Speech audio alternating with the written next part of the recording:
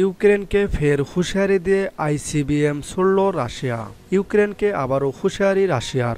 বৃহস্পতিবার মস্কোর nuclear doctrine আনুষ্ঠানিকভাবে বদল করেছে রুশ president Vladimir Putin.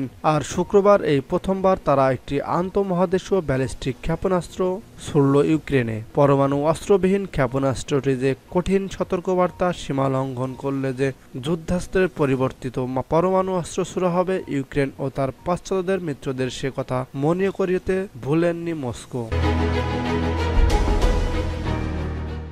Russia Ukraine যুদ্ধ হাজার দিন পেরিয়ে আরও জটিল হয়ে উঠছে। যে অঙ্কে মুখ্য ভূমিকায় রয়েছে মার্কিন প্রেসিডেন্ট জো বাইডেন, আর মাত্র 2 মাস ক্ষমতা রয়েছেন তিনি।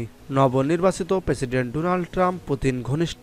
তিনি বহু আগ থেকেই বলে আসছে দায়িত্ব নিয়েই তিনি যুদ্ধে ইতি টানবেন। এই অবস্থায় ইউক্রেন যুদ্ধে বাইডেন যে আগুনে ঘি ঢালছেন তাতে অনেকেই আভ্যন্তরীণ রাজনীতি দেখছেন। রাশিয়ার সতর্কবার্তা উপেক্ষা ইউক্রেনকে একের পর এক ক্ষেপণাস্ত্র, ড্রোন, ল্যান্ডমাইন দিয়ে চলছেন বাইডেন। এতদিন রুশ অধিকৃত ইউক্রেনের অঞ্চলেই ক্ষেপণাস্ত্র ফেলছিল কিয়েভ, কিন্তু সম্প্রতি ইউক্রেনকে রাশিয়ার ভেতরে দূরপাল্লার ক্রুজ ও ব্যালিস্টিক ক্ষেপণাস্ত্র ফেলার অনুমতি দিয়েছে যুক্তরাষ্ট্র।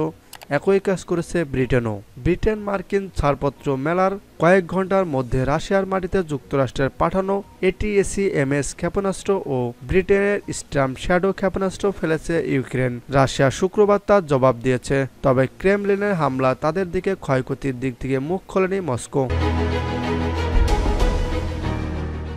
এই পরিস্থিতির কথা ধারণা করে আগেভাগেই কিয়েভে মার্কিন দূতাবাস সাময়িক বন্ধ রাখার কথা ঘোষণা দিয়েছিল যুক্তরাষ্ট্র। দূতাবাস কর্মীদেরও নিরাপদ আশ্রয়ে পাঠানো হয়েছিল। ইউক্রেনের বিমান বাহিনী শুক্রবার এক বিবৃতিতে জানায়, সকালে ইউক্রেনের নিপ্রো শহরে বিভিন্ন ধরনের ক্ষেপণাস্ত্র ফেলেছে রাশিয়া। তাদের অভিযোগ, সরকারি পরিকাঠামোগুলো ভেঙে গুঁড়িয়ে দেওয়াই একমাত্র লক্ষ্য রাশিয়ার। বাহিনীর পক্ষ থেকে আরও জানানো হয়েছে, রাশিয়ার অ্যাস্ট্রাখান অঞ্চল থেকে আন্তঃমহাদেশীয় ICBM ছোড়া হয়েছিল। যুদ্ধ শুরু হওয়ার পর থেকে এই প্রথম ICBM ছুড়ল রাশিয়া। ইউক্রেনের বিমান বাহিনী দাবি করছে তারা 6টি ক্ষেপণাস্ত্রকে ধ্বংস করেছে, কিন্তু তার মধ্যে একটি ICBM নাকি তা নিশ্চিত করতে পারেনি তারা। রুশ বোমায় নিপ্রো শহরের বহু বাড়িঘর ভেঙে পড়েছে, চারিদিকে ধ্বংসের চিত্র। একটি শিল্পাঞ্চল ও একটি পুনর্বাসন কেন্দ্র সম্পূর্ণ গুঁড়িয়ে দিয়েছে।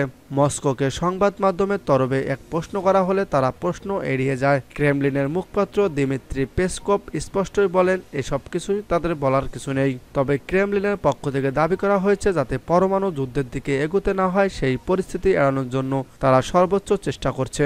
তারা জানিয়েছে, নতুন যে নিউক্লিয়ার ডকট্রিন বা পরমাণু চুক্তি সই করেছেন পুতিন, তাতে এবার পরমাণু শক্তিধর নয় এমন দেশও পরমাণু অস্ত্র ফেলতে পারবে রাশিয়া। তবে মস্কো জানিয়েছে এখনও এমন কোনো পরিকল্পনা তাদের নেই। তারা বরং বারবার করে সতর্ক করতে চাইছে আমেরিকা, ইউরোপকে।